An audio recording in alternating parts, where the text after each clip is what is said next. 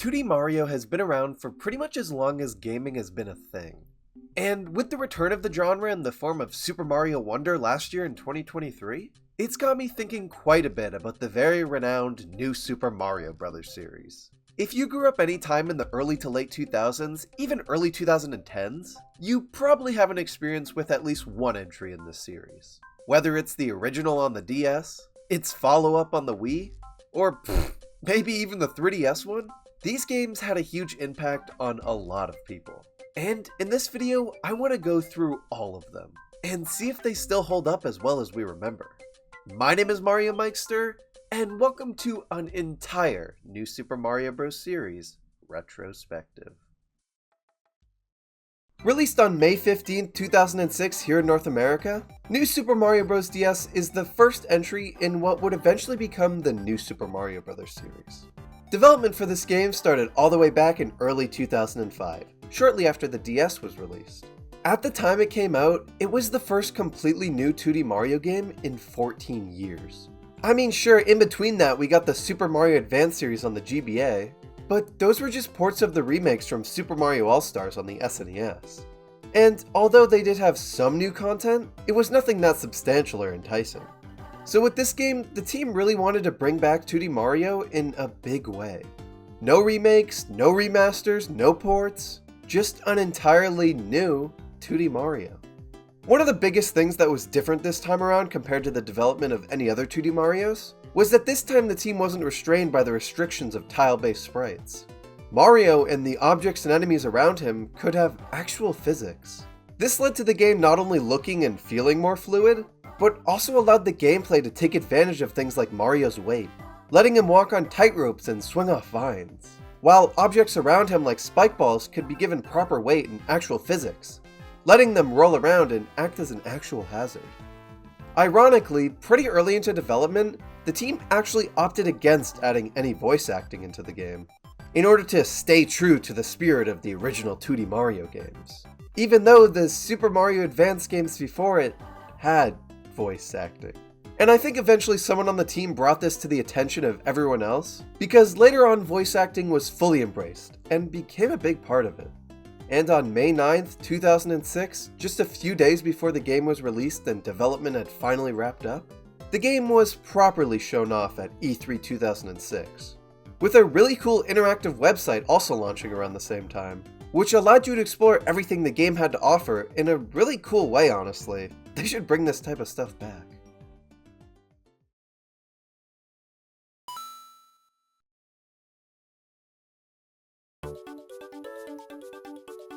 Upon opening the game for the first time and creating a new save file, you're greeted by this game's ever so simple and to the point opening. Mario and Peach are taking a nice little walk around the Mushroom Kingdom when suddenly a giant storm cloud appears above the castle not so far away, striking it with lightning, sending the Toads into a panic. Mario quickly rushes over to the castle to see what's going on, only to realize the lightning was simply a distraction, as Bowser Jr. sneaks up behind Peach and runs off with her, thus setting into motion this game's story, plot, I don't even know anymore. After that, it's on to World 1-1. At first, this level seems pretty standard for a 1-1. You've got your starting Goomba and question mark blocks, some jumps, and overall a pretty laid-back level that does a good job at introducing you to the game, and letting you mess around and get a hang of the controls in a safe environment. That is, until you get to this question mark block. In this question mark block contains one of the game's main selling points, the Mega Mushroom. The Mega Mushroom, as the name implies, transforms Mario into a giant form of himself, allowing him to destroy almost anything in his path, including pipes and, even the flagpole.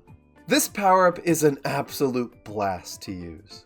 And one of the best things about it is that it's not limited to a select few stages. Scattered throughout this game's different worlds are various Mega Mushroom Toad Houses that give you a Mega Mushroom that you can bring into any level. It's so fun bringing this broken power-up into boss fights, or just levels that aren't designed around it, and seeing the chaos that ensues. But the Mega Mushroom wasn't the only new power-up introduced in this game. New Super Mario Bros. DS also saw the introduction of the Blue Shell and Mini Mushroom. The Blue Shell is not my favorite power-up in the slightest. This shell power-up basically transforms Mario into a human Koopa, and allows you to hide inside your shell in order to negate any damage. Cool, right? Well, the biggest upside and downside of this power-up comes from when you start running. When you run, after a short while, Mario just goes in the shell and starts zooming. There's no way to get him out without stopping, and I honestly don't really like this at all. It's hard to just casually have this power-up equipped, because I want to run. But with the blue shell, I'm always just walking because I'm too afraid of running too long and becoming trapped in the shell. So while overall the blue shell power-up is an incredible idea with some cool uses, its execution is not the best, and leads to me almost never using this power-up unless I absolutely have to. The mini mushroom, on the other hand, is intentionally designed to be more of a power down in some ways. This item shrinks Mario down to a microscopic size, and makes it so he'll always be one hit away from death, can't squish enemies without ground pounding, and can't break bricks. The main use of this item though is that it lets Mario go through mini pipes and squeeze into tiny spaces he otherwise wouldn't be able to get into. And while this item is a great way to hide secrets in levels, the main thing I always used it for growing up was to turn beating levels into more of a challenge.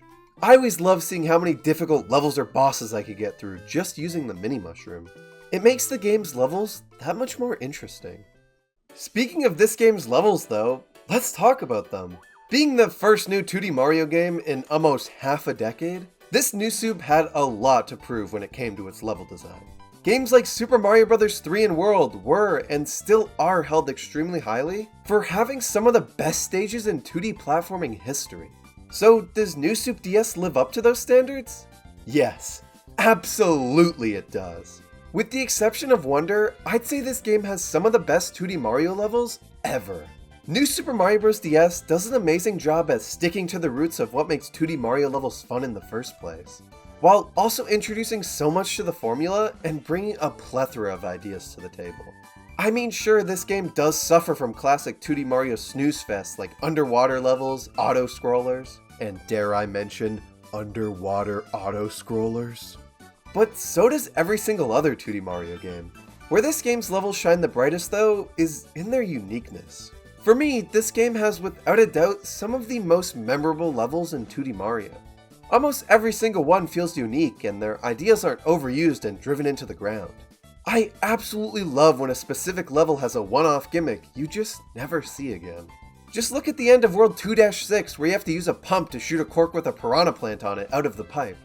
Or in World 6-A, these sand tornadoes that fling Mario into the air and let him twirl back down. Or how the entirety of World 7-3 takes place on a giant wiggler moving through the clouds. These are just a few examples of the many one-off gimmicks the levels in this game have. Even playing through this game 18 years after it came out, I'm still shocked at how cool some of the levels are. And on the topic of how cool some of the levels are, I want to take a minute to talk about one of my favorite levels in this game, World 2-3. This stage has a theme unique from any other level in the game, that being its sewer theme. In this sewer level, you navigate around in the pipes of a giant sewer. Or at least I think they are the pipes because of the green outline here and the fact that you hear this sound when reaching another area. This stage has a bunch of different paths to explore, and it's always been a really big standout to me from everything else in the game. I loved revisiting this stage during my replay through for this video, and I really hope they bring this level theme back in a future 2D Mario game. I mean, sewers and Mario go together pretty well, so I'm surprised we haven't seen it return. Something else this sewer stage features apart from its unique design though, is a secret exit. Now, although secret exits weren't completely new in this game, I mean technically they've existed since Super Mario Bros. 1 on the NES, the way they work here is completely new. Instead of finding a warp zone or putting a key through a keyhole, secret exits are usually found by finding a hidden pipe or path that leads you to a red flagpole to symbolize that it's a secret exit. The very first secret exit in this game, found in World 1-2, takes a page out of Super Mario Bros. 1's book and just kinda completely copies it. Instead of taking the pipe at the end, if you can get enough height and get on top of this hidden path here, sound familiar? You can just run past the intended exit and find a secret hidden pipe at the end of the path, which leads to the secret exit. Yeah, I guess they weren't very covert about where they got their inspiration from. Jokes aside though, this is a great way to introduce the concept of secret exits in this game. I mean, almost everyone knows about that iconic Warp Zone secret area in Mario 1. And this is the very second level of the game, similar to how Super Mario Bros. 1's iconic warp zone was in its World 1-2. So veterans of the series, and probably even a fair share of casual players, are gonna notice and find this secret exit, and learn how they work in this game. And although this secret exit doesn't unlock much, just letting you skip one level and fast track to World 1's tower stage, the level you do fast track to, the tower, holds a secret exit of its very own. The secret exit here, though, is not nearly as obvious and simple as the first. This one requires you to have a very observant eye. And notice that one of the stone blocks in this room is moving differently from all the others. Upon investigating this suspicious stone block, you're led to a hidden room. And if finding this secret room wasn't already hard enough, if you want this room to be more than just a way to skip right to the end of the tower, you have to have a blue shell equipped to break these bricks and finally reach the flagpole. And instead of just allowing you to skip one level by taking this exit, the reward for this one is much better. This unlocks you a cannon that lets you skip all the way to World 5. The game is full of secret exits like this, and does a great job at incentivizing deep exploration of levels. But secret exits are the only new thing in this game that incentivizes exploration. Newly introduced in this game are the Star Coins. Star Coins serve as new Super Mario Bros. DS's evolution of the Yoshi Coins from Super Mario World, but in my opinion, are arguably done so much better. Whereas the Yoshi Coins from World weren't really tracked and didn't serve much of a purpose, Star Coins are a polar opposite. Hidden in every single level of the game are 3 Star Coins for the player to collect. Collecting them is purely optional, as you can beat the game without collecting a single one, but they honestly add a ton to the experience. Some Star Coins are out in the open and extremely hard to miss, while others are hidden pretty well, and usually offer the player a challenge in order to collect them. It's such a great way to stop players from just dashing through every single level. It encourages taking your time and searching these levels to see what secrets they have to offer. Secrets and hidden areas have always been a huge part of 2D Mario, but it wasn't until this game where it was outright encouraged. Star Coins are a currency here that allow you to unlock otherwise inaccessible levels in Toad Houses. And after you beat the game, you can use them to buy cool backgrounds for the bottom screen. These were a genius addition to the 2D Mario formula that seamlessly fit into the gameplay and don't feel shoehorned in. Another thing introduced in this game that seamlessly fits into the gameplay is Mario's updated 2D moveset. Prior to this game, Mario's 2D moveset was nothing more than a single jump, twirl, and slide. With New Super Mario Bros. DS, however, Nintendo went one step further and actually incorporated some of Mario's 3D moveset into 2D. Now you can double and triple jump, alongside now being able to ground pound. And in an early beta of the game, it looked like you would actually be able to kick and punch as well. In my opinion, this combined with the new physics makes Mario feel a lot better than he did before. I mean, don't get me wrong, I don't have much of an issue with retro 2D Mario games controls, but going back to them after playing this game, you can definitely feel how much more stiff Mario is in those games compared to here. This switch up in feel has been coined by some as being floaty, but I vastly prefer this feel. Overall, I'd say the controls in this game are really solid. I almost never have a moment where I feel it was the controls' fault rather than my own, which is honestly something I can't really say for 2D Marios before this. Moving on though, we have the different worlds of the game. Now, looking back at this entry, the different worlds here feel painfully unoriginal. I mean, you got your classic grass, desert, snow, beach, jungle, mountain, cloud, lava themes that we've seen done to death. Almost always in that exact order. But you gotta understand that when this game came out, not only were these themes not overused and boring, we actually had never seen 2 of them before, that being the jungle and mountain themes. It's really hard to appreciate the world themes of this game now, because again, they became so overused by later New Soup games, but all the themes here, especially their order, were really good for the time. One of my favorite things about the themes here, and something that still holds up today, is World 8's theme. When you first arrive, it isn't that basic Lava Land Bowsery theme you'd think it would be.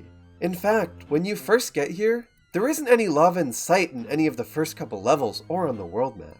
Instead, it's got this creepy and eerie vibe where instead of being surrounded by lava pools and volcanoes, there's dead trees polluting this wasted land and crows flying around trying to attack you, all while this eerie music plays in the background. It's absolutely not what you'd expect coming into this world, and I love it for that. Another thing people probably didn't expect going into this game, and something I don't think a lot of people remember, even Nintendo considering how they've handled this recently, is New Super Mario Bros. DS's unique bosses. Every other 2D Mario game before this, and actually every other 2D Mario game after this, either reused Bowser or Bowser Jr. as the boss in every world, or used the Koopalings, who, while having some unique attacks, don't really differ all that much from each other, especially in design. In this game, however, every single end of the world boss fight is unique. I say end of the world because this game introduces the towers. The towers are basically just like the mid-castles from Super Mario Bros. 3. However, instead of being horizontal levels that you move right or left through, they are vertical levels, hence them being towers. All the towers here have you face off against Bowser Jr. And while this fight with him can get pretty stale, even if he does start to pose an actual threat in the later towers, the unique boss fights in the castles at the end of each world more than make up for it. You got Mama Pokey in World 2, a completely original character that's never seen again. Cheap Skipper in World 3, another unique boss we never see again. Petey Piranha in World 5. And my personal favorite, Monty Tank in World 6. The thing I love about Monty Tank is, while all the other bosses are just different forms of existing enemies or giant versions of those enemies, or in Petey's case, just Petey, Monty Tank isn't any of those. It's just a Monty Mole in a literal tank, and that is so funny to me. Overall, the unique bosses here are incredible. I love how all of them not only offer a unique way to fight them, but they all have amazing designs and are very distinct from one another, which is something I can't really say about the Koopalings. But before we talk about Bowser and the final level, there's just one more thing I'd like to talk about. Well, I guess two things. And that's this game's side modes, Versus and the minigames. Starting off with Versus, or I guess properly referred to as Mario vs. Luigi, this mode is just what the name implies. A mode where Mario and Luigi face off against each other.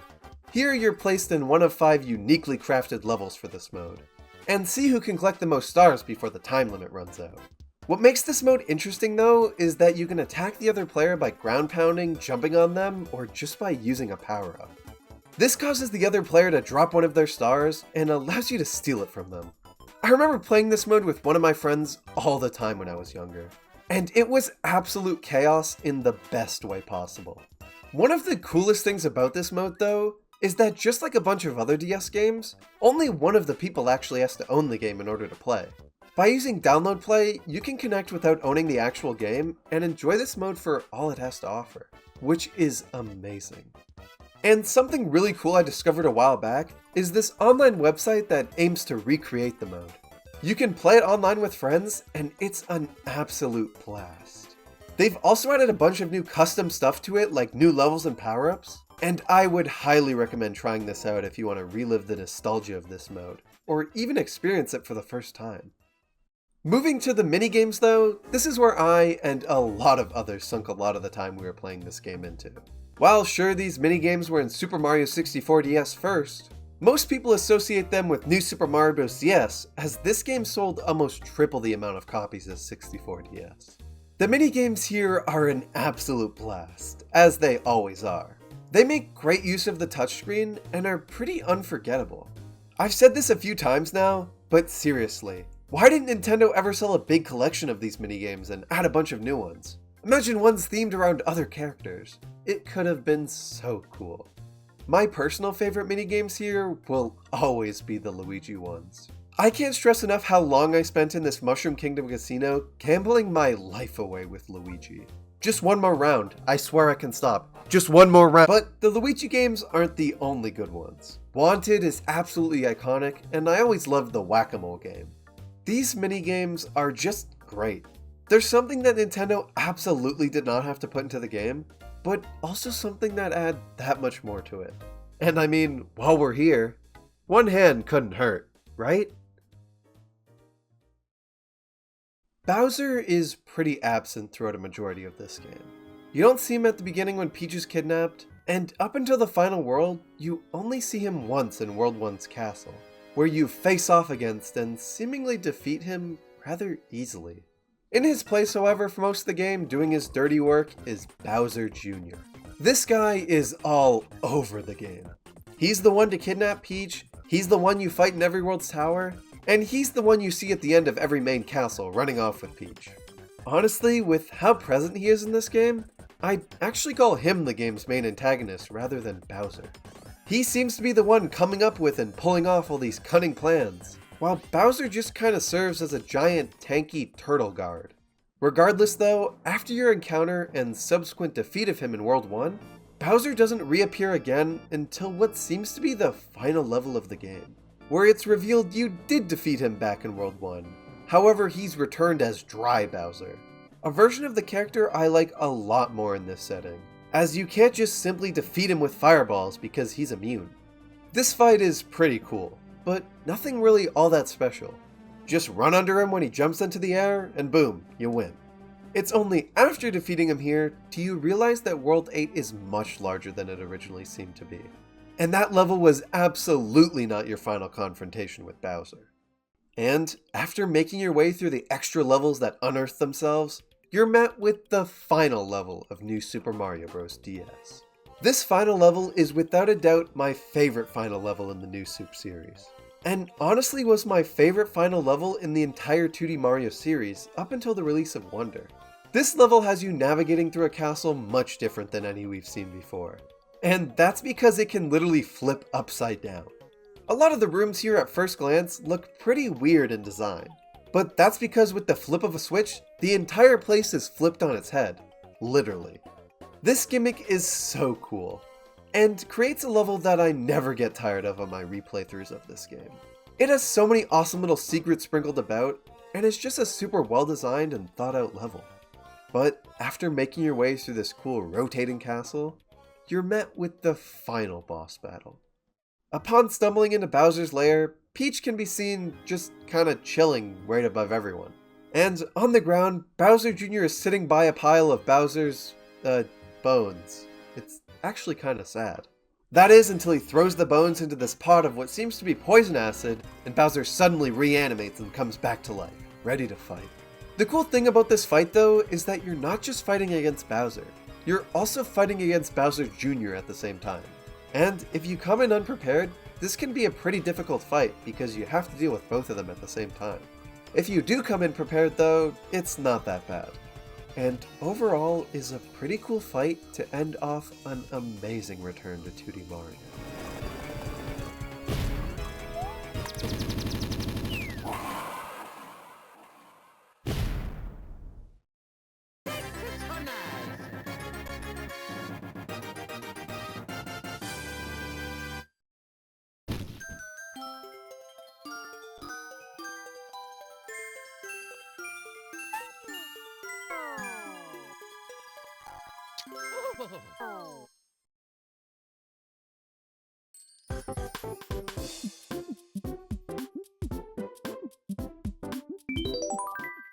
Released here in North America on November 15th, 2009, New Super Mario Bros. Wii is the second entry in the New Super Mario Bros. Series, and the first 2D Mario game to be released on a home console since Super Mario World on the Super Nintendo all the way back in 1990.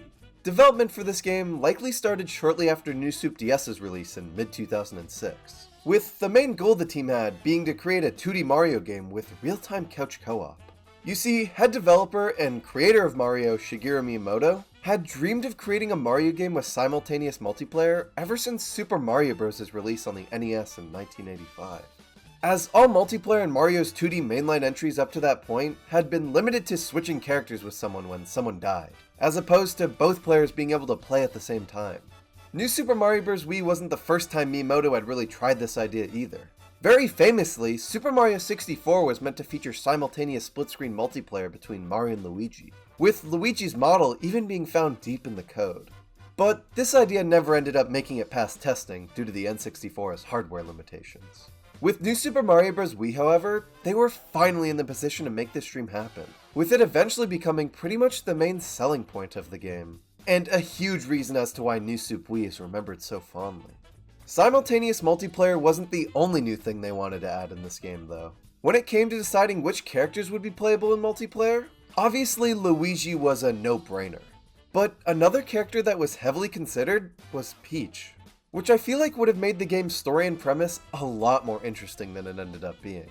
Unfortunately, Peach was ultimately scrapped as a playable character, because Miyamoto thought that animating the way that her dress would move would be too complicated for some reason.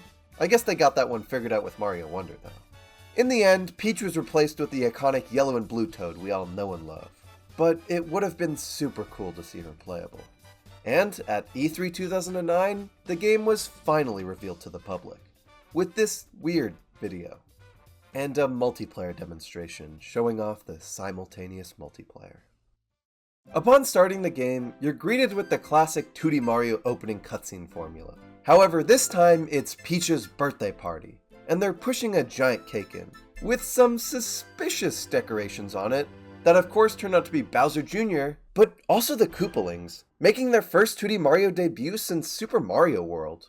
Very quickly they capture Peach, somehow in the cake, and fly off in an airship, with Mario, Luigi, and the Toads running after them. While back at the castle, some Toads load up a cannon with boxes of the two new power-ups in this game, the Propeller Mushroom and the Penguin Suit, and shoot them into the sky, littering the Mushroom Kingdom with them to help Mario and friends on their journey. This opening is obviously nothing special, but the reintroduction of the Koopalings after them being absent from the series for so long was really cool at the time. But, wasn't when they returned to serve the exact same purpose in all three new Soup games after this. Heading into the first level though, apart from it being absolutely iconic, it's also where we see the proper introduction of the Propeller Mushroom, which is to date probably my favorite 2D Mario power-up. Well, that or the Cape Feather. This power-up has some great uses all throughout the game, and is just simply a lot of fun to mess around with. And right after being introduced to the Propeller Mushroom, in the very next level, 1-2, you're also introduced to the Ice Flower, which technically isn't a new power-up, as it appeared in both Mario and Luigi Partners in Time and Super Mario Galaxy before this. But it's still a really cool power-up, and it is its first appearance in a 2D Mario game. A power-up like this I feel was a long time coming for 2D Mario. I love being able to pick up and toss frozen enemies to knock out a bunch of other ones. It's super satisfying, and makes for some really cool ways to be able to get 1-ups. Also, it finally allows you to be able to kill dry bones.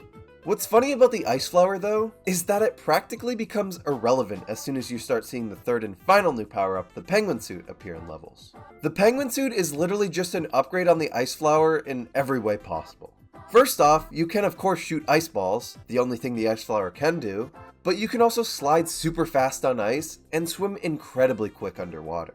I don't really know why Nintendo decided to do this, but I guess it does make sense considering the fact that you don't start seeing the Penguin Suit until much later in the game in World 3. Speaking of worlds though, one of the biggest criticisms New Super Mario Bros. Wii gets is that it copies and rehashes the exact same world themes from New Super Mario Bros. DS. Almost in the exact same order too. Whereas in New Super Mario Bros. DS, these world themes were relatively new, and in the order they were in felt very different from all the other 2D Marios except maybe Mario 3. Seeing them all reused in Wii, a game that came out only 3 years after DS, was really disappointing for a lot of people. The worlds in this game aren't all bad though. Their design and general layout are a lot more interesting than DS's. As while all that game's worlds were quite literally straight lines with levels and castles dotted around, Wii's have a much bigger scale, and apart from World 1, aren't just straight lines.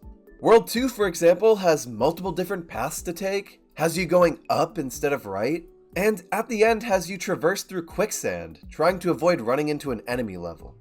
And World 6, probably my favorite world design-wise, really takes advantage of its mountain theme, having you actually scale up it, with 2 different paths you can take, the normal path, or the secret path that takes you right to the castle.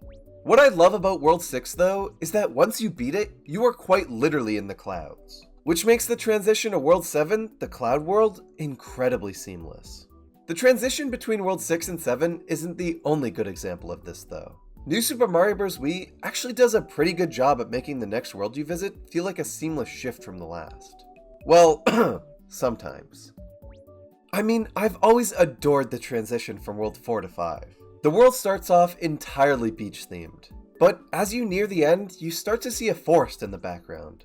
And eventually at the end, you run into that forest and end up in World 5, the forest world, even retaining the same direction Mario was running.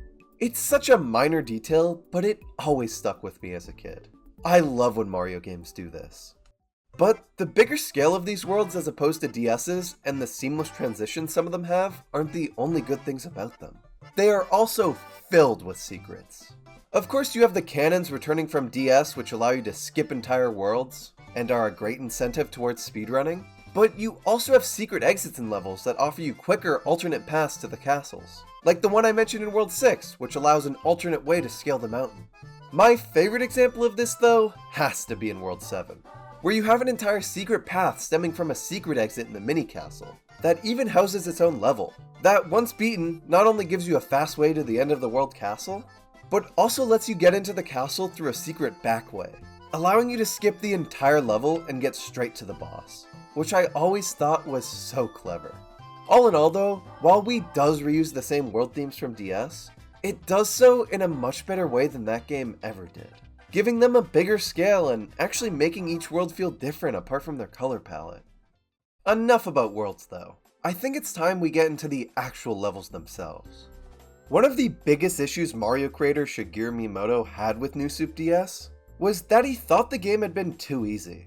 So with this game, he had a goal in mind of stepping things up a notch and making things a little more difficult for players. And combining that with the absolute chaos of 4-player co-op, beating this game on your own or with friends is pretty hard, especially if you're going for 100%. That's not to say the levels in this game aren't good though. No. Very far from it. New Super Mario Bros. Wii has some absolutely incredible stages, and I just wanted to take this time to highlight some of my favorites. Starting off with 2-4. The main gimmick of this stage is the wind, and this wind at times can be your best friend, but also your worst enemy. The level also provides you with the propeller mushroom at the very beginning, and absolutely zooming through the air with the propeller mushroom combined with the wind is an absolute blast. To avoid being affected by this fast wind, you have to crouch down. And if you're playing multiplayer, it can be incredibly hard to orchestrate this, and most of the time results in absolute chaos. This level is also home to a really clever secret exit that I actually found by mistake when I was younger. Overall, 2-4 is a blast every time I replay this game. Another stage I really enjoy, and actually completely forgot about until I replayed this game for this video, is 6-3.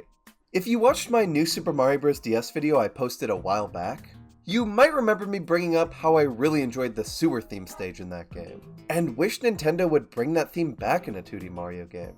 Well, turns out that they did, and I had just completely forgotten about it. And while I still enjoy DS's rendition of the sewer theme more, Wii's version is still really good. This level is full of secrets and different paths, and I really love that.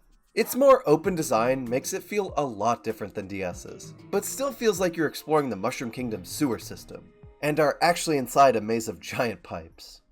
Moving on though, the last stage I wanted to talk about is 3-4. What's really cool about this level is that you literally have to play through it more than once, with the second playthrough of it being a lot different. You see, when you first play this level, it seems like a relatively normal snowy ice level. But all around the stage there are outlines of what should be paths of blocks you can walk on, very reminiscent of the same square outlines you see all over Super Mario World. And similar to that game, you actually have to unlock and press a giant block switch and activate these blocks, to be able to go back into level and find the secret real exit, allowing you to progress. I find this cool because you just don't see it again in the game. This is something that would have become incredibly boring and repetitive if you had to do it multiple times throughout your journey, but the one-off use of this idea makes it really stand out to me. Overall, New Super Mario Bros. Wii is full of a bunch of really creative levels. I wouldn't say this game's level selection even comes close to my favorite of a 2D Mario, but that's not to say they aren't still really good. It is a real shame though that this game is home to 5-4, which I'm convinced was made by evil wizards who broke into Nintendo after hours and really love ruining people's day. I mean, who even designs a level this awful, this horrendous, this diabolical? It really is a testament to how evil the human mind can be. Star coins. Returning from DS, they actually are a lot more useful here. You still spend them like in DS, but in a much different way. Now instead of spending them to unlock toad houses for power-ups, you can actually go inside Peach's castle in World 1 and spend them on hint movies. These hint movies range from cool tech from Nintendo employees, ways to get infinite 1-ups, to even the location of some secret exits, which I will admit does take away from finding them yourself. But hey, this game launched around the same time when YouTube and online tutorials were becoming pretty popular, so baking stuff like this into the game is a really cool way to keep players engaged. There are a total of 65 of these hint movies, adding up to just around over an hour of video content you can watch. The hint movie that I distinctly remember thinking was absolutely insane though, was the Super Skills hint movie for 1-3. This video sees 3 people go through the entirety of 1-3, while throwing around and carrying a 4th player who doesn't touch the controller at all, having them get a bunch of 1-ups and even collect 2 of the star coins. The amount of coordination here was crazy, and I always really wanted to try and recreate this with friends when I was younger, although we never got far at all. But the hint movies aren't the only use star coins have in this game. When you collect all the star coins in any one of the 8 main worlds, you'll be congratulated with a pop-up, but that's about it. Once you've beaten the game, however, you unlock a secret 9th world. This 9th world has 8 levels in it, and in order to unlock each of the 8 levels, you have to collect all the star coins in each of the main worlds. For example, to unlock the first level, you have to have collected all the star coins in World 1, and so on and so on. The levels here in World 9 are easily the hardest in the entire game. And I definitely think Miyamoto had a hand in creating these levels, because they are much harder than anything we saw on DS. Speaking of DS though, one of its biggest strengths was its unique bosses at the end of every world. Sure, every mid-castle had a battle against Bowser Jr. that got harder and harder over time and eventually got a little boring, but each end of the world castle would have something completely unique for you to face off against. You had a giant Goomba, a mole in a tank, and even a Lakitu in a thundercloud. These bosses were incredible, and always kept you wondering what was at the end of each world. With this game, however, we see the return of the Koopalings, making their first appearance since Super Mario World, and replacing the bosses we saw in DS. Unlike DS, however, they don't only appear at the end of a world. They also are the bosses of each mid-castle in a world, with your first fight with them in the mid-castles being a much easier fight than your final one with them in a main castle. Alongside the Koopalings, Bowser Jr. also returns as a boss, being one that you fight 3 times throughout your journey. The reason for your fights with him is actually really funny. You see, after defeating one of the Koopalings, sometimes Bowser Jr.'s airship leaves without him, and you're able to board the airship with him when it comes to pick him up. These airship levels are amazing. They had been sorely missed since their last appearance in Super Mario Bros. 3, and their level design has seen a definite improvement. They not only are relatively difficult, but also are just plain fun to play. That iconic airship music is so good. Returning to the Koopalings, their fights are pretty good honestly. Each one apart from Larry in World 1 has their own gimmick and makes their fights blend in a lot less than they did in World and 3. Roy uses pipes to hide in, and when he drops down he can stun you if you're not careful. Lemmy uses giant balls to try and knock you off while he hides atop his even bigger ball. Wendy completely submerges you underwater at points. Iggy has a giant chain chomp. It's really cool to see these characters' fights be actually interesting, rather than just simply jumping on their heads 3 times or trying to knock them into lava. Before I talk about Bowser though, one of the things I really want to touch on is why I think this game is remembered as well as it is. Apart from it being on the Wii, a really accessible console, this game's renowned reputation in the Mario fanbase is something that's always puzzled me. And not for the reasons you might think. I am one of the thousands, hell, maybe even millions of people who have extreme nostalgia for this game. It was my first introduction to Mario, and right next to Pokemon Red, one of the very first video games I ever truly played. And that in and of itself would make this a very special game to a lot of people. But then I started thinking, one of the biggest things this game, and all of the new soups that came after to criticize for, is their unoriginality. These games constantly reuse tons of ideas, themes, and music from previous Mario games, and to longtime fans can really make playing through them a boring experience. New Super Mario Bros. Wii isn't exempt from this too. The game reuses tons of music from DS, albeit remixing them, reuses all its world themes, even some of its level themes, doesn't do anything interesting with its story, and its main bosses, the Koopalings, have appeared in both Mario 3 and World serving the exact same purpose. But when you look at this game through the perspective of someone who's never properly played a 2D Mario game before, this game looks absolutely amazing. It has over 70 unique levels, 9 worlds, hours of playtime, is extremely polished and beginner-friendly, and even has a 4-player co-op you can play with friends or family. A lot of the ideas reused in this game were millions of people's first introduction to them. Their first introduction to these world themes, bosses, hell, maybe even characters. And when they're all here in this nice polished package, of course it's going to be remembered fondly. To an uneducated eye, this looks like an amazing game, and is why I and a lot of people feel so strongly about it. It was quite literally the perfect introduction to Mario, combining its best ideas and characters into an easily digestible package. And after making your way slowly through all 8 worlds, defeating all the Koopalings and even Bowser Jr., you're met with the final level of the main campaign, Bowser's Castle. I've always really adored the look of this castle, the grand design of it, and the fact that your path just ends right here, and the only place to go is inside that castle. And the fact that throughout the entire game, this will be the first time you see Bowser. I remember being so excited about this when I first made it here when I was about 6 or 7 years old. The final level itself is honestly really cool. The first half is relatively normal for what you'd expect in a fiery castle level, but the second half sees you very carefully trying to stay above the slowly cascading lava, on these bone platforms that fall if you stand on them too long. I'm never really a huge fan of auto-scrollers, but here it definitely works. The idea that you're slowly delving deeper and deeper into the depths of Bowser's Castle is super cool. And the way the background behind you slowly changes from basic castle background to these rocky walls with what looks to be ancient symbols on them really adds to the atmosphere. Finally, as you make your way down this pipe, the music suddenly changes to this distant drum beating sound as you stand right outside the door to Bowser's lair. The vibes here are amazing, and I remember 7-year-old me being so hyped just standing at these doors. I actually went to Super Nintendo World for the first time recently, and in the line for the Mario Kart Bowser's Challenge ride, they have a replica of this door. And walking through it was such a cool experience that brought me right back to when I was a kid standing outside this door. Once you finally go through the door, you have to quickly make your way down this long and ominous hallway, as fireballs from what is presumably Bowser head your way, before you're finally met with the King of the Koopas himself. I absolutely love the way Bowser is portrayed in this final fight. He feels so different from what we usually see from him. He's extremely primal in a way, and that makes this first and subsequently final encounter with him so cool. The first phase of this fight is incredibly easy. You just run under him when he jumps and boom, you win.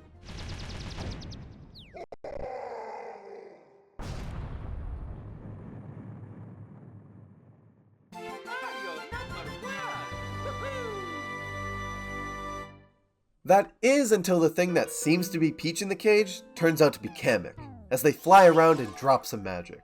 And, well...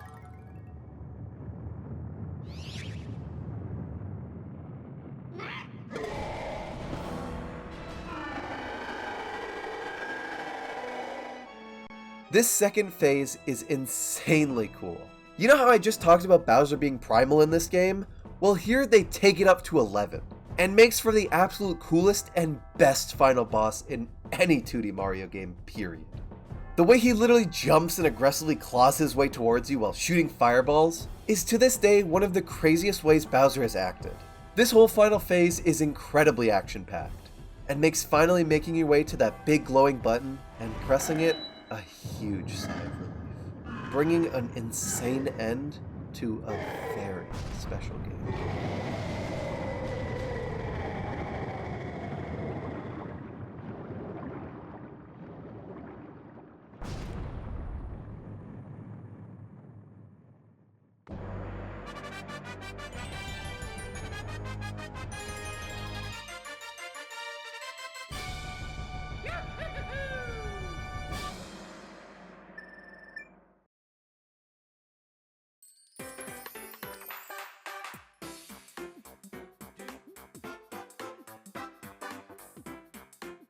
Released on July 28th, 2012, New Super Mario Bros. 2, as stated before, is the third entry in the New Super Mario Bros. Series, following the immense success of its predecessors on the DS and Wii. In the months leading up until its launch, there really wasn't much hype for this game. From the trailers, it just looked like New Super Mario Bros., but on the 3DS.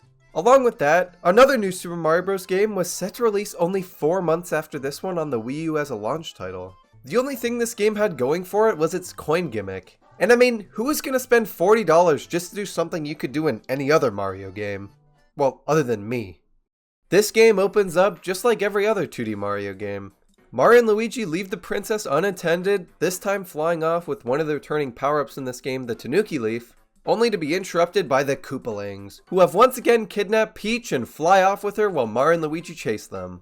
After that, it's straight into the first world, where we seem to hear some music that's oddly familiar. But we'll talk about that a little more later. For now, let's get into the levels of this game. Starting off with the first level, it's obviously not anything special. It's simple and short, and introduces the coin gimmick pretty well with this underground section showing you the sheer amount of coins you can collect compared to previous games. The second level showcases the Mega Mushroom, another returning power-up in this game. And while destroying everything in your path is fun, it's not something we haven't seen before, which is one of the things that really holds a lot of the levels back in this game. I mean, look at 1-4. It's a level that takes place high in the sky, where you platform along a bunch of stationary and moving colorful mushrooms. Where have we seen that before? Along with this, NSMB 2 has one of the lamest renditions of the World 1 Sky Mushroom stages. In DS, we had the bouncy pink mushrooms, which were a lot of fun to jump around on.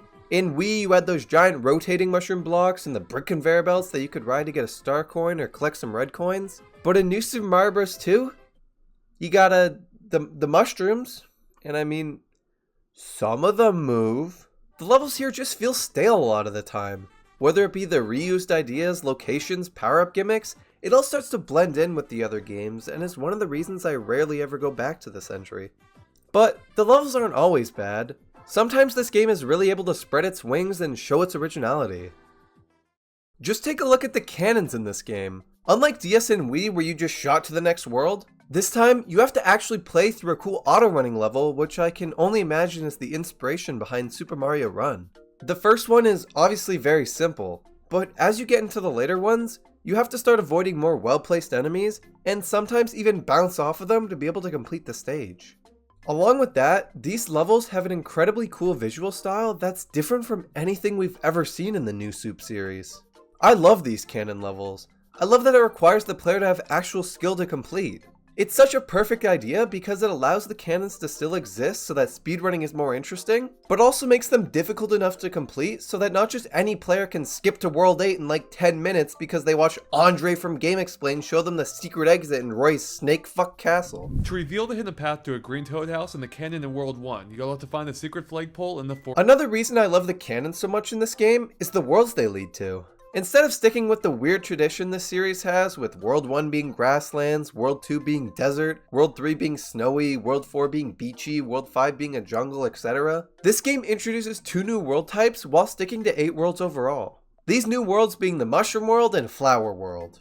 The way they were able to add these worlds while also maintaining all the world themes from the other games was to combine different world themes together, which is something I've always loved about this game. Instead of World 3 just having a beach theme, you see on the map that the beach slowly transitions into a jungle, and that the levels start to change to a more jungly theme, before finally becoming entirely jungle-based. In World 5, the theme is mostly sky and cloud related, but near the end of the world, you see some mountains start to peek through the clouds, which is reflected in the level of that area, 5-6, being mountain themed. This is such a small thing overall, but it makes some of these worlds feel far less bland and repetitive, while also keeping their respective themes. But back to the new worlds in this game, Mushroom and Flower, these worlds feature some of my absolute favorite levels in the entire game. The first level in World Mushroom is this extremely colorful athletic level placed high in the clouds. You're platforming across these Super Mario Bros. 3 inspired blocks, throwing Koopa shells, stomping Goombas. It's what I wish the first level of this game was. It's simple and to the point, but really shows how vibrant this game can get. One of the reasons I love these worlds so much is because they don't conform to a particular world theme, but rather create something completely distinct, regardless of setting. Often even introducing completely new times of day to these world themes. Just take a look at Flower-1. It takes place in a sunset mountain setting, something we've never seen before, and is filled with snake blocks and colorful pipes. Along with this, these worlds sometimes introduce enemies from different world themes in completely new places. One of the best examples of this is in Flower-3. where we see a Cheap Chomp, an enemy usually seen in underwater and beach themed levels, now put in a jungle themed level, swimming in the poison water while you swing across vines trying to avoid it. The point I'm trying to get across is that this game continuously shows that it's able to be original and bring new ideas to the series, but time and time again shows the complete opposite for the bulk of its runtime. I mean, just look at the soundtrack of this game. Notice first how I'm calling it a soundtrack and not an OST. OST stands for Original Soundtrack, and calling this game soundtrack original wouldn't be farther from the truth. There are about 40 tracks in this game, and of these about 40, there are, and trust me, I went through every single song in the main soundtrack and checked, 20 tracks outright stolen from New Super Mario Bros. Wii with nothing changed at all other than the fact that they're compressed to 3DS sound quality, 12 remixed tracks, with most of these remixed tracks just adding BOS to pre-existing NSMB Wii tracks, and 4 completely original songs. 4. Out of the 36 I mentioned, 4 are completely original. I know NSMB Wii had this issue with a lot of tracks from DS, but at least those were remixed or re-recorded to sound different. These were not. And it's really unfortunate because a unique soundtrack could have made this game so much more memorable. Along with stealing songs from New Super Mario Bros. Wii, this game also sometimes straight up steals Koopaling fights from that game. I mean, just look at Iggy's fight in this game compared to his fight in Wii.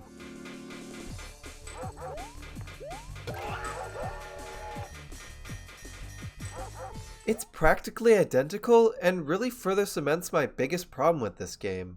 It sometimes just feels like New Super Mario Bros. Wii ported to 3DS. But all of this, the reused music, sometimes lackluster levels, rehashed boss fights, and short runtime are all nullified because of one aspect of this game. Coins, baby! Oh my god, coins here, coins there, coins everywhere! Coin Goomba, Coin Koopa, Coin Piranha Plant! Fuck it. Coin Fish. Yes, I somehow managed to ramble on about this game for multiple minutes without mentioning the main gimmick of this game, coin collecting. While it obviously doesn't nullify every problem this game has, it certainly helps it stand out from the other games. Collecting coins was always something you just did in other Mario games. You didn't really think about it, you just kinda grabbed them if you saw them. But in New Super Mario Bros. 2, coins are now the main focus, and every level has at least some way to collect an absurd amount of them. Whether that be gold rings that turn every enemy golden and reward coins when chaining defeats on them, the golden brick that awards you coins every time you move, or the one and only new power-up in this game, the Gold Flower. The Gold Flower turns Mario into, well, Gold Mario, and is one of the most fun and satisfying Mario power-ups ever. It functions just like a fire flower, however, having an explosion effect when it collides with an enemy, brick, or wall, turning everything it hits into a bunch of coins. Now this coin collecting is fun and all, but what's the incentive? Extra lives? More score? I mean, why would anyone possibly waste hours upon hours of their life collecting coins in a Mario game? Oh. The global coin counter. One of the main reasons I poured so many hours into this game when I was a kid.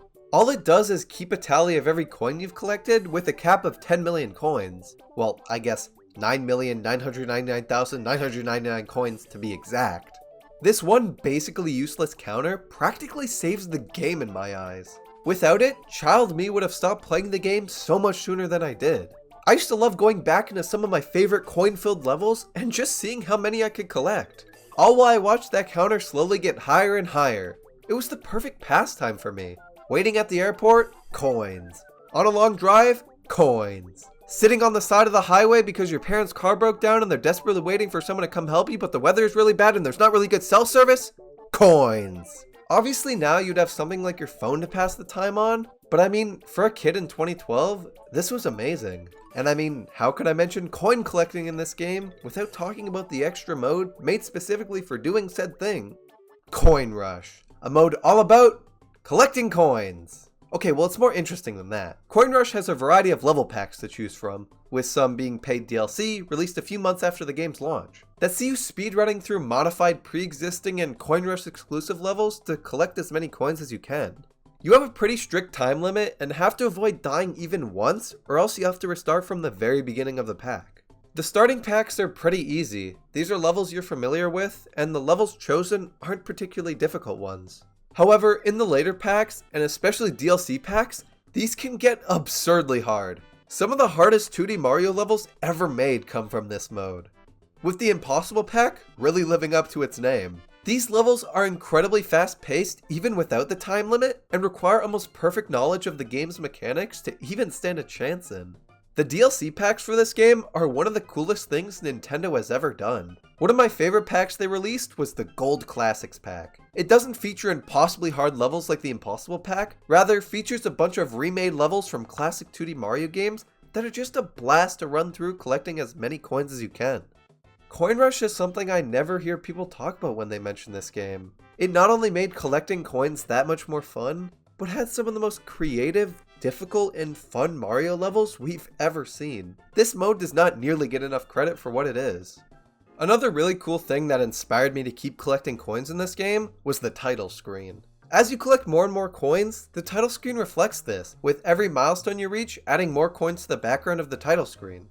It was such a small thing, but that little show of progress kept me going. The coin collecting gimmick might sound dumb now in retrospect, but it really is what separated it from all the other games in the series, especially New Super Mario Bros. U, which was released only 4 months after this game. But enough about coins. Getting back to the main game itself, there's just one more main thing I wanted to talk about. Bowser! Now in both New Super Mario Bros. Games I covered before this, which were DS and Wii, I praised these games for either having an incredibly cool final castle before the fight, or having an incredibly cool final fight itself. DS had the incredible castle, and Wii had the incredible boss fight. But what about this game? What did it have? How about both? Now the castle itself starts off relatively normal. Some fire to avoid, snake blocks to ride. It's pretty alright considering this game's track record with level design in the main game. However, all of that changes once you hit this checkpoint. The Koopalings fly out in the backdrop of the stage in a giant Koopa car, and you're just sitting there like, yeah, what the hell are they gonna do back there? Goofy little Koopa troop. Oh, okay. While not as cool as DS's stage flip mechanic, this holds a close second for coolest gimmick in 2D Mario Bowser's castles. I love how you have to strategically plan when you're gonna make a run for it, and how sometimes you have to balance on moving conveyor belts so you can be safe from the flash. I'm so glad they went with an original idea here for this castle, because it makes it so much more memorable. And while it's not particularly too hard, this isn't the last we'll see of this mechanic. Onto the Bowser fight itself, the first phase starts off just like any other. A classic face-off between Mario and Bowser, where all you gotta do is run under him when he jumps, hit the switch, and send him into the lava. But where we had a giant Bowser chase Mario down a long hallway until you drained the lava and pretty much killed Bowser, New Super Mario Bros. 2 flips that idea on its head. No, literally, flips that idea. Instead of running away from Bowser horizontally, now you're running away from him vertically, scaling all the way up to the very top of the castle while lava rises and Bowser claws at you.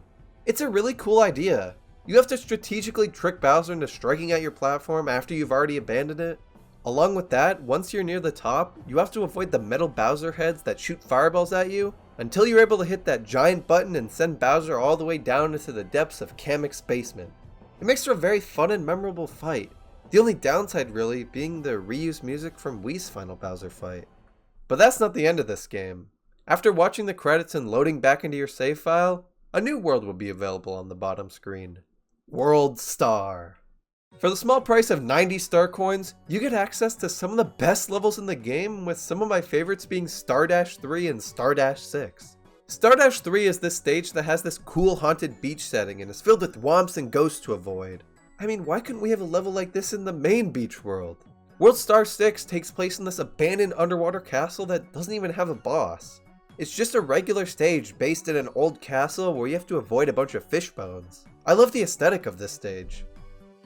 However, once you complete every level here, you unlock a real castle level, the actual final Bowser level.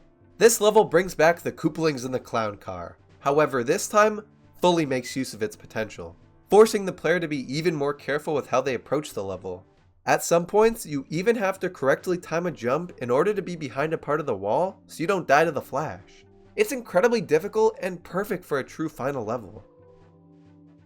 After getting through that section though, you aren't completely finished with the level. Although you send Bowser's scrawny Koopa ass to Rotten Kamek's basement, you haven't fully defeated him.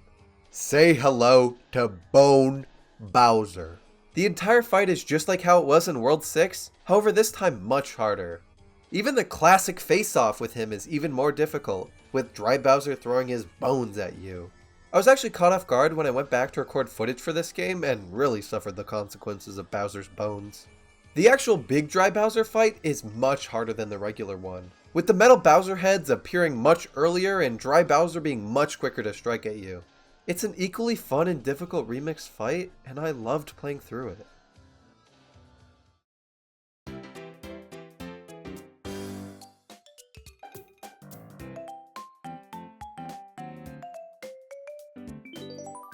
Initially released on November 18th, 2012 as a launch title for the Wii U, and then re-released as a port on January 11th, 2019 for the Nintendo Switch, New Super Mario Bros. U is the fourth entry in the New Super Mario Bros. Series. Development for this game started right after the release of New Super Mario Bros. Wii and spanned about 3 years.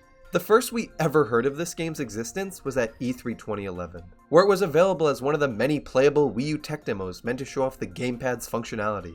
At this E3 event though, the game was weirdly titled New Super Mario Bros. Me, instead of the name we all know it as today, most likely because of the many Miis present in the demo. However, a year later at E3 2012, the game was fully revealed, now with its final name, New Super Mario Bros. U. The opening for this game starts off just like any other. Mario, Luigi, and some friends are enjoying a meal, but as you probably expected, are rudely interrupted by Bowser and his giant hand thing. Now where most Mario games would see Bowser using this hand to grab Peach and escape back to his fiery kingdom, New Super Mario Bros. U shakes things up a little, something this series desperately needed. And instead of kidnapping Peach, Bowser instead grabs Mario and friends, hurling them miles away from the Mushroom Kingdom, hoping to never see them again. This change of pace is amazing. It always annoyed me how every New Super Mario Bros. Game up to this point always had you start in the Mushroom Kingdom. It was one of the things that made these games blend in at times. But this change isn't without flaw. Despite Bowser throwing them far away from the grassy plains of the Mushroom Kingdom, opening up the possibility to start in a completely new environment, the game has you instead land in another grassy plain, an area referred to as Eggcorn Plains. I would have absolutely loved if this game started in, say, a mountain world or ice world, or just anything that isn't Eggcorn Plains, as it would have been something fresh and unique. But I guess not starting in the Mushroom Kingdom is a plus. While on the topic of worlds though, New Super Mario Bros. U returns to an idea we haven't seen since Super Mario World and connects all 8 worlds together, creating a giant world map allowing the player to travel to each world seamlessly. This has always been one of my favorite things about the game. It's so nice to zoom out and see where you are in proportion to everything else, but also where you're going next if you're playing the game for the first time.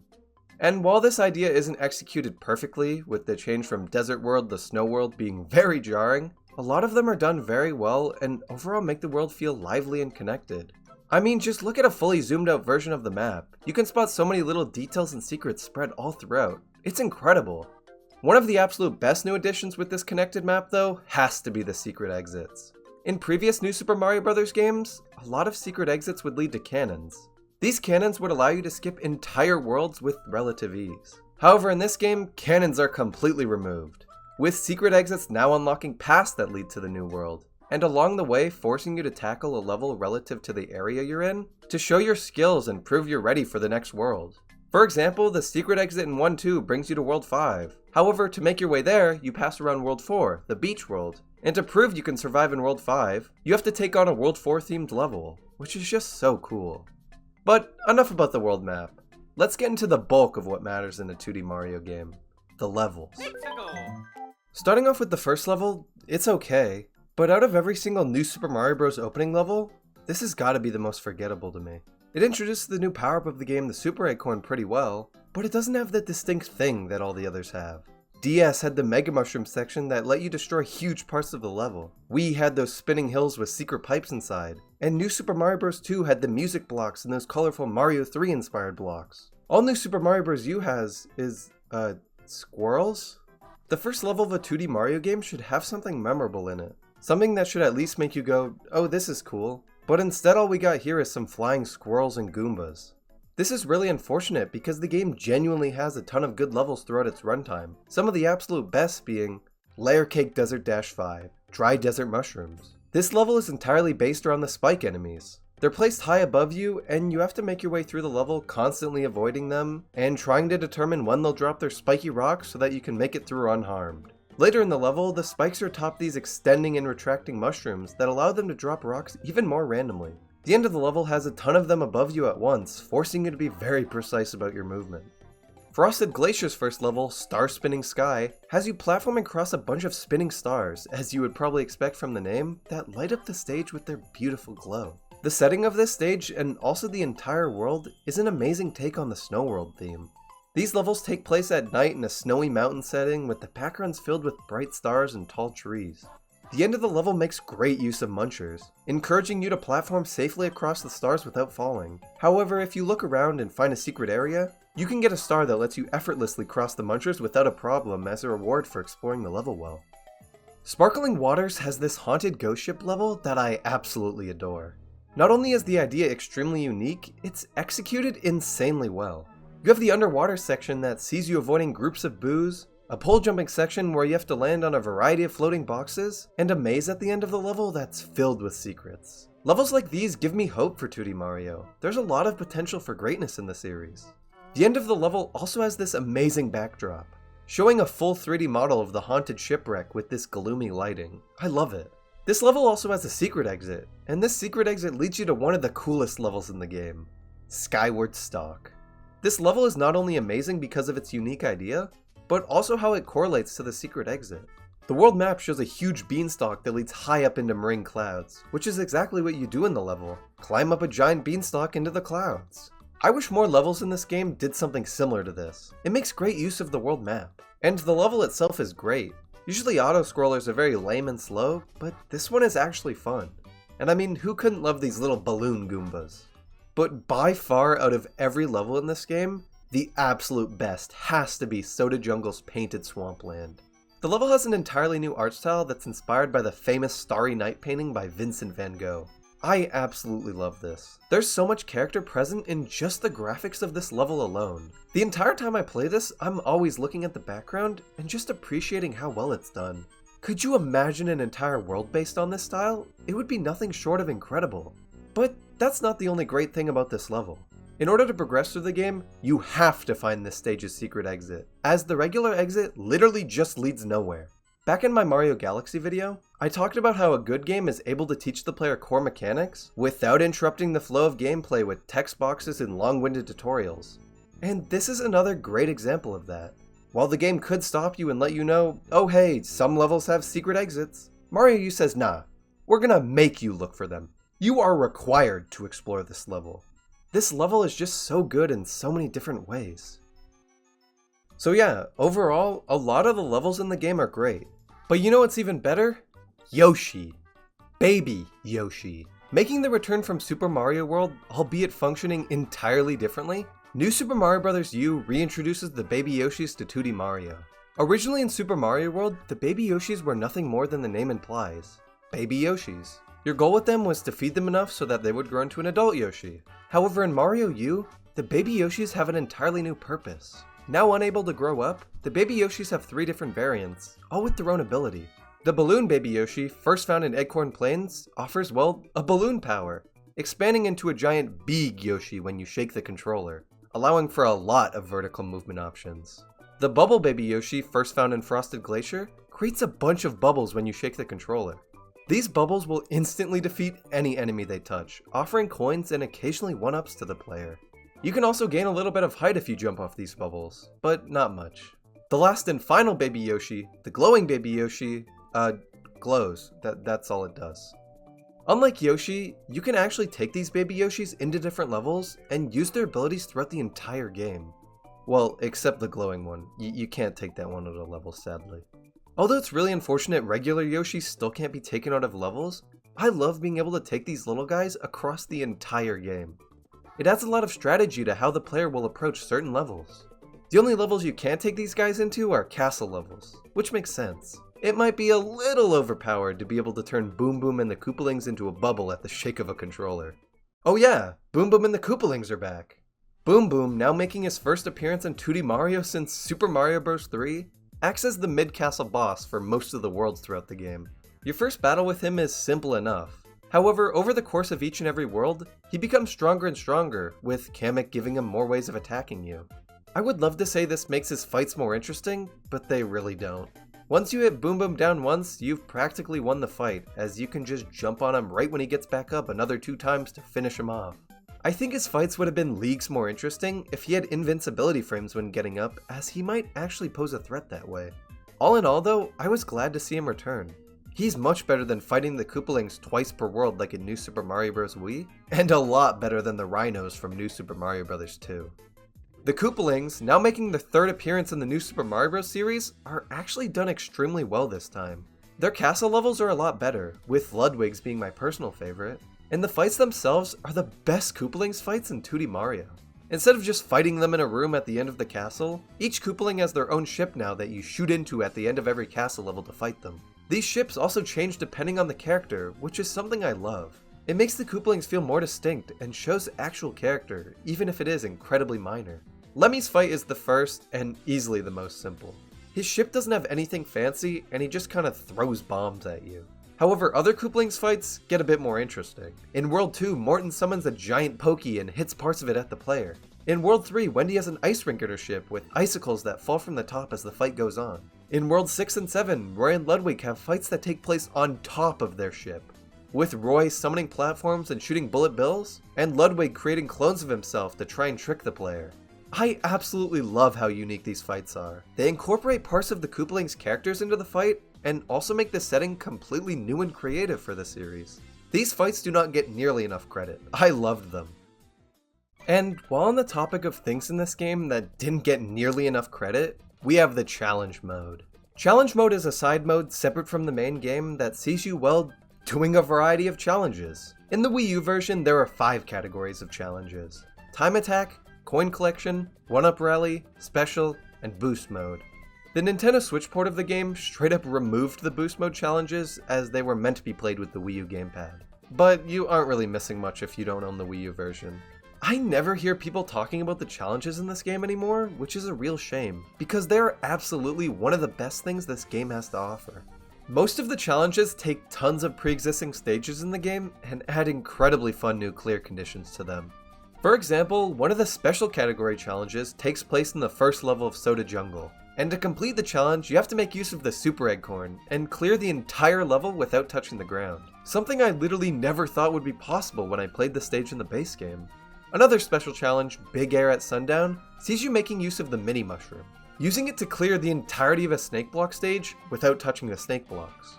I absolutely love this challenge. You have to use the paratroopas and other enemies spread all throughout the level as landing pads. This challenge is not only extremely fun, but it demonstrates to the player one of the many ways the Mini Mushroom works incredibly seamlessly.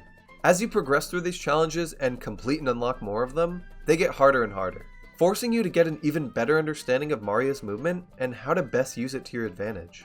One of the harder challenges I was never able to beat as a kid was Larry's Groundless Battle.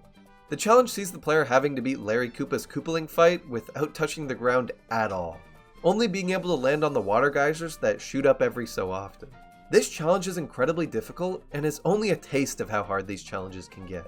Please try out this game's challenge mode if you never have, it's very much worth it. The other 2 side modes this game has to offer are Boost Rush and Coin Battle. I never really enjoyed either of these modes, but I'm still glad they're in the game. Boost Rush sees you journeying through different level packs similar to Coin Rush and New Super Mario Bros. 2, with the screen scrolling faster the more coins you collect. Coin Battle is a co-op only mode where you, battle for coins. I never really played this mode much as a kid because whenever I played the game with friends, we strictly stuck to the main game and pissed each other off by throwing each other off the stage. Overall though, I think the inclusion of 3 side modes is amazing. It adds a lot of stuff for the player to do outside of the base game, with the challenge mode being the absolute best mode the New Super Mario Bros. Series has ever done. But returning back to the main game, we have without a doubt the best final world in 2D Mario history, Peach's Castle. Throughout the game, you see the castle slowly fade into the control of Bowser. First the flags are changed, then a storm is created around it, and then finally the storm fully consumes the castle, shrouding it from outside light. By the time you reach the castle, the place is absolutely ruined by Bowser. The water moat surrounding it has been replaced with lava, and all the toads have vanished from the place. It's so cool to see the castle like this, especially in a 2D Mario game. One of the coolest things they did here has to be the world map theme though. It's a sped up, more menacing, Bowser-like version of the Peach's Castle theme from Super Mario 64. Take a listen.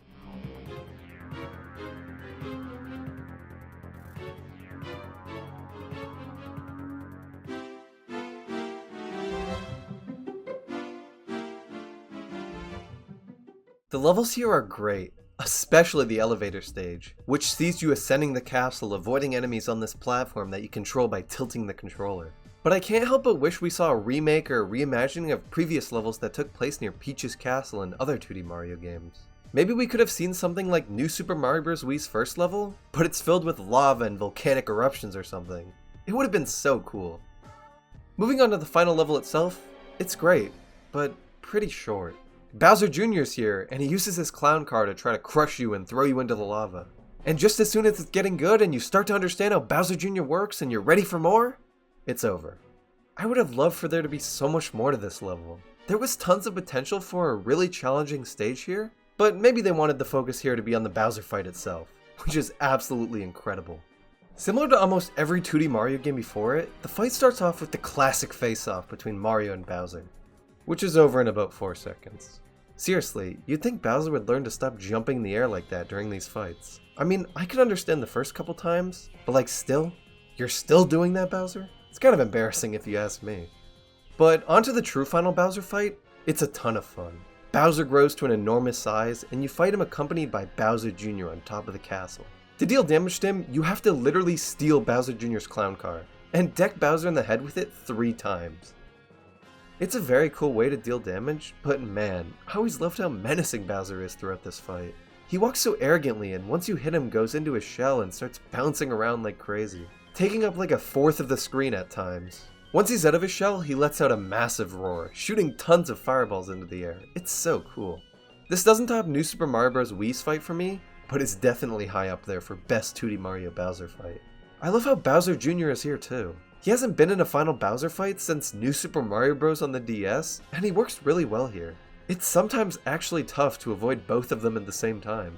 But the fight isn't too hard. After a few bonks to the head, Bowser goes down, letting out a final roar before he falls into the depths of the castle. Following not soon after his father, Bowser Jr. also descends into the depths of the castle. Although not due to Mario defeating him, he just kinda accepted his fate, bringing an end to the amazing fight. Initially released as DLC for New Super Mario Bros. U on June 20th, 2013, and then later re-released as a port in New Super Mario Bros. U Deluxe on January 11th, 2019, New Super Luigi U is technically the 5th entry in the New Super Mario Bros. Series. I say technically because the game was initially released as DLC, but did eventually get a standalone physical release on the Wii U.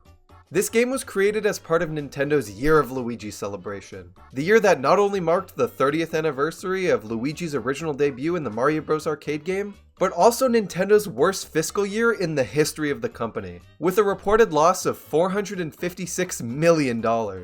Despite Nintendo's loss of almost $500 million though, they were able to create one of the most unique 2D Mario games ever. A 2D Mario game without Mario. Mario's absence is immediately presented to the player in this game's opening cutscene, where we see the exact same opening as Mario U, except Mario isn't there, with only his hat representing where he once sat. In light of Mario's absence though, we see the introduction of a brand new playable character, Nabbit. Nabbit was first introduced in Mario U as a thief who constantly stole from toad houses. You had to chase him through a variety of different levels and were rewarded with items if you caught him. Nabbit had such a cool design for just being a background character, so it's cool he got a full spotlight in this game. He's presented as kind of an easy mode character though, being able to run right through enemies without getting hit. Now while I think having an easy mode character is great for encouraging younger players to pick up the game and have a chance at competing with those more skilled, it's unfortunate that someone is literally required to pick him if you're playing with 4 people, as most people would prefer to experience the game normally. But with Luigi U's completely overhauled and more challenging level design, Nabbit doesn't have too big of an advantage over others. Yes, despite Luigi U having the exact same world map and opening as Mario U, every single level here is completely new. Instead of Eggcorn Plains Way as the first level, we now have Waddle Wing Warning. Instead of Tilted Tunnel, we have Crooked Cavern. Instead of Crushing Cog's Tower, we have Flame Gear Tower. Along with this, levels are now much more difficult, and most importantly, much shorter. At the beginning of every level, your timer is at 100 seconds left instead of the usual 300 to 400. Now at first, this sounds awful. I mean, some stages in Mario U were already short as is. Now they're gonna make them even shorter? But in reality, this is one of the best decisions they could have made. This game features some of the absolute best stages in 2D Mario history. And before I go into detail of some of the best in the game, I first want to talk about the controls. In every single new Super Mario Bros. Game he's appeared in, which is all of them, Luigi is controlled the exact same as Mario. But it wasn't always like this. In Super Mario Bros. The Lost Levels, the Japan-exclusive sequel to Super Mario Bros. On the NES, Luigi is a fully playable character featuring a completely different playstyle than that of Mario's. In the game, Luigi has a much more higher jump than Mario, allowing for him to more easily complete difficult platforming challenges. But in order to not make Mario unviable, he is also incredibly slippery, controlling on the ground like he's on ice all the time, making it difficult to bring the character to a stop. After this game though, this control scheme was practically forgotten about, only returning a few times over the years. But in New Super Luigi U, it was back. And not just for Luigi. Every single playable character in the game gets the new control scheme, making the game not only a little more difficult, but also extremely refreshing and unique. The high jump allows for you to reach new heights never thought possible in New Super Mario Bros., and the reduced traction forces you to think completely differently about how you're going to tackle different situations. Both the level design and new control scheme go hand in hand to create some of the most fun I've ever had with 2D Mario. I mean, just look at this.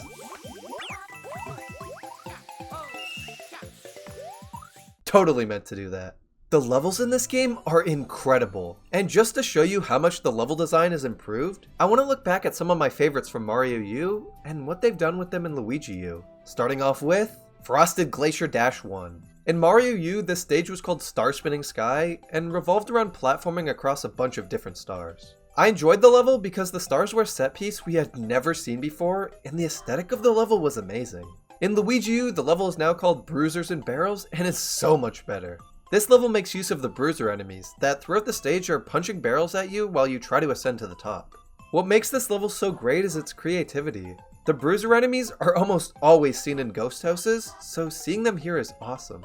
The level being vertical also adds to its creativity. Most vertical levels in this game are auto-scrollers, but this one is not. The goal is just basically get to the top as fast as you can, with each new floor featuring a new angry bruiser to avoid.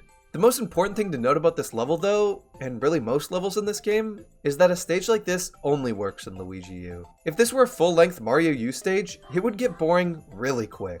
But the great thing about Luigi U is that these concepts never get overused. The level is over before it gets repetitive, which in turn makes it more memorable.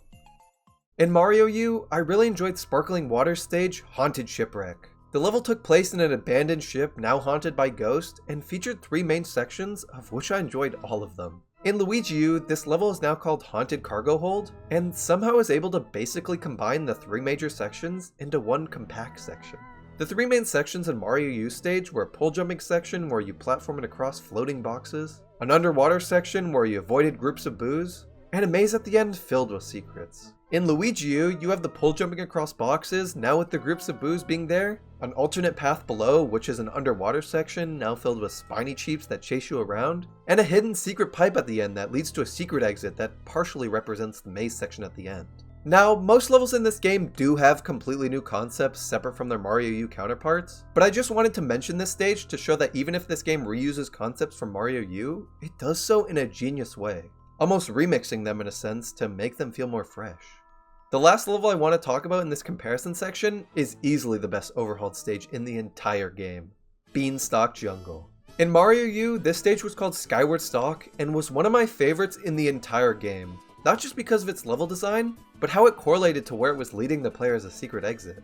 On the map, the secret exit takes you up a beanstalk high up in the clouds, which was very well reflected in the level. However, in Luigi U, they do it even better. Notice the world this path goes over. It's Soda Jungle.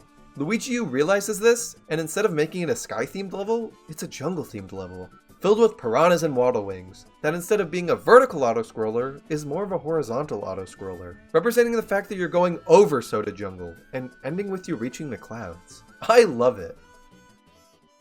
But not only was this game's level design amazing, their secrets were just as great, with every single level in the game featuring a hidden Luigi somewhere throughout it. There's no reward or anything for finding all of them, rather they're just little secrets that make these levels that much cooler. A lot of the time, the hidden Luigis are just 8-bit sprites made out of colorful blocks that you just see and move on. But some of these get a bit more interesting and show just how much love and care went into this game. For example, in the airship level All Aboard, if you notice at the very beginning of the level, instead of a Bowser head on the ship, it's a Luigi head. Or in Painted Pipeworks, where the secret exit of this level features this canvas with a beautiful painting of Luigi, stylized just like the level on it. Or my absolute personal favorite, the hanging sign at the end of Vanishing Ghost House, which features a depiction of Luigi fighting King Boo, which is a really cool reference to Luigi's Mansion. Little secrets like this don't change how you play levels, but make them much more memorable. I mean, I'm always going to remember Vanishing Ghost House because of how cool that Easter egg is. These hidden Luigis weren't the only secrets the game held though. Similar to every new Super Mario Bros. Game before it, Luigi U has 3 star coins spread around in every single level. Now, star coins still function the exact same way as always. You collect them in order to unlock levels in Star Road. However, the way you approach collecting them is completely different. A lot of the time, the star coins aren't very well hidden. They're usually out in the open, ready for you to grab. Now, in every other new Super Mario Bros. Game, I would call this lazy.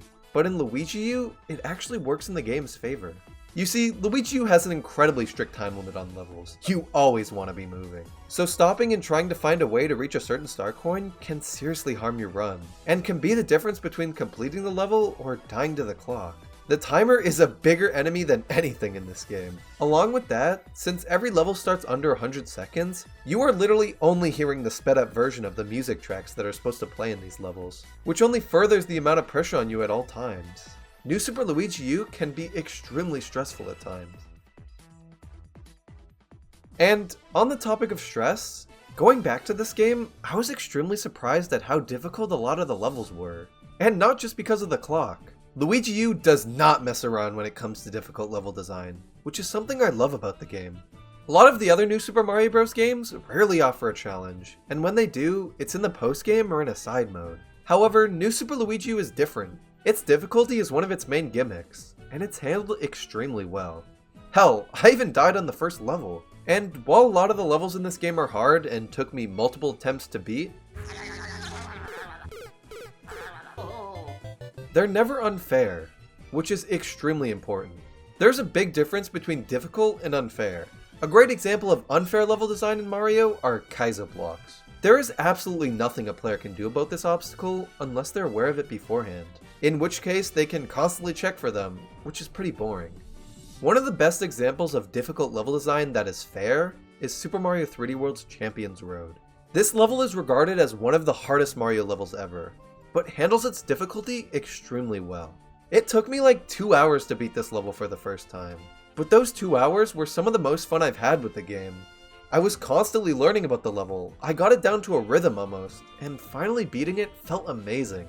This is not to say Luigi U's levels are nearly as difficult as Champions Road, but instead that they handle difficulty in a very similar way. When you get stuck on a Luigi U level, sure you might be a little upset, but that's not because there's 22 Bowsers falling out of the sky and a Kaizo block over every gap. It's because you're taking longer on a level than you initially expected, and you want to move on. Learning the ins and outs of a difficult level in this game, and finally beating it, feels amazing. If that new 2D Mario rumor I've been hearing more and more about really comes true, I would love to see this game share difficulty similar to Luigi U. But I wonder how other people would feel about that. So please, if you care at all, leave a comment about your thoughts on difficulty in 2D Mario. I'm very curious. Moving on though, I wanted to touch on the overhauled Koopalings levels, because personally, I think these castle levels are so much better than before. In Mario U, I love the Koopalings fights because they were so different and unique from what we'd seen before. The castle levels themselves though, were alright at best. A lot of the time it was just simple platforming above lava, with only 2 castles having a unique setting. But in Luigi U, each of these castles feel completely distinct and unique. I mean, you got stages like Lemmy's Lights Out Castle. This one isn't all too intense or anything, as it's the first one, but it features a completely unique concept we've never seen in a castle before. That is having to platform in almost complete darkness across moving pendulums, with enemies and secrets hiding in the shadows. Another great one is Morton's Lava Block Castle. This stage has you platforming across constantly moving blocks that often go right into the lava. This level works well in the game because you need to take your time with it. The exact thing the player doesn't want to do. This level is perfect at testing your patience. And on the complete opposite side of the spectrum from Morton's castle, we have Larry's Trigger Happy Castle. And instead of testing your patience, this level tests your speed, with a Bonsai Bill chasing you as soon as you start the level, and a King Bill chasing you as you're about to end the level. Last up, we have Ludwig's Block Press Castle. This level is great because it makes use of both patience and speed. You have to be patient and wait for the blocks to move, but also fast, as if you wait too long or go too slow, you'll run out the timer or get crushed by the blocks. The only partial downside to the Koopalings in this game is that their fights are identical to Mario U. And I mean, as much as I would have loved for them to be overhauled as well, the fights were already good enough as they were in Mario U.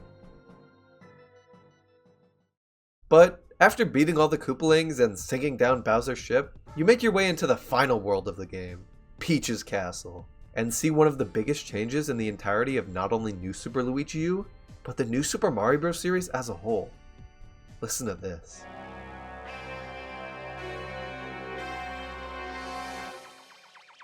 Luigi! That's right, she said Luigi. Jokes aside though, I kinda wish they changed Peach's Castle. I mean, it feels like such a Mario thing to save Peach. Like, imagine if we got Peach as a playable character and the goal was to save Daisy or Mario. It would have been a lot cooler. But it doesn't bother me too much. Onto the world itself though, I think the levels are great. Again, just like I said in my Mario U video, I would have loved to see old levels from previous 2D Mario games that took place in Peach's Castle now filled with lava. But that might not really work in Luigi U anyway. I absolutely love the way they changed the elevator level though. Instead of being a vertical side-scroller, now it's a horizontal one, and it feels fresh this way. Moving on to the final level, I think it's okay. The showdown with Bowser Jr. is better than Mario U, but I still think they could have expanded on it a bit more. The only interesting thing I noticed here is that Bowser Jr. tries to sabotage you at the end, which actually got me. The main reason I only call this final level okay though, is because of the Bowser fight. I completely understood the Koopalings and Boom Boom having the same fights, but Bowser for sure should have been different. I don't really know what new they could have done, but finishing this game exactly the same way as you do in Mario U is very disappointing and not memorable at all. Sure, the fight is still fun, but even something as small as just changing Bowser to Dry Bowser would have made a huge difference. I don't think the ending of this game is bad, it's just disappointing.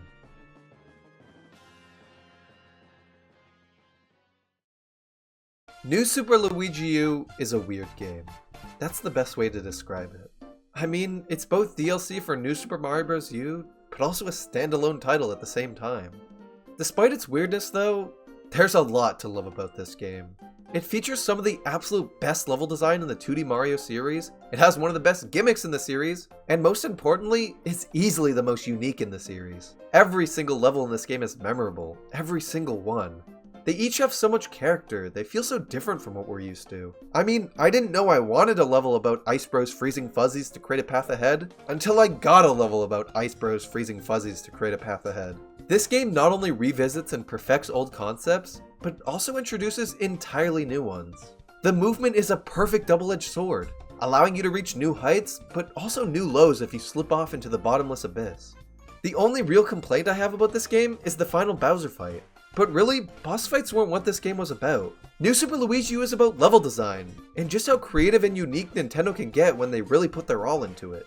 It's really ironic that this game is leagues better than the game it's DLC for. I rarely hear people talking about this game, and that's a real shame. It deserves so much more credit than what it gets. Playing this game gave me genuine hope for the future of 2D Mario. So to answer the question I posed at the beginning of this video, is New Super Luigi U actually good? No. It's better than good. This game is amazing!